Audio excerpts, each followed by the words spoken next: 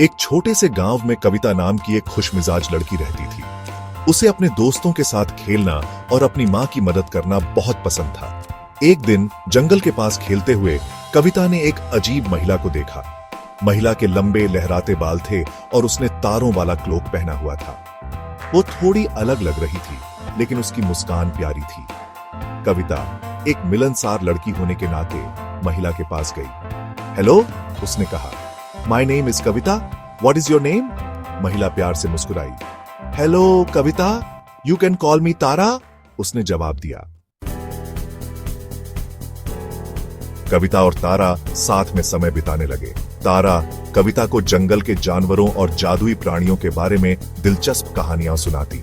कविता को पता चला कि तारा एक आम महिला नहीं थी, वह एक अच्छी विच थी जो जंगल में रहती थी। एक धूप वाली दोपहर वे एक कलकल करती हुई नदी के पास लुका छिपी खेल रहे थे। I am going to find the best hiding spot ever, Kavita giggle करते हुए एक विशाल बरगद के पेड़ के पीछे भागी। अचानक हवा ठंडी हो गई। उनके सामने एक अजीब सी आकृति दिखाई दी। उसने एक डार्क रोब पहना हुआ था और उसकी आंखों में एक खतरनाक सी नजर थी। यह धीरज था, एक दुष्ट जादूगर जो तारा को फंसाकर उसकी शक्तियां चुराना चाहता था। यू कैनॉट एस्केप मी तारा, धीरज गरजा।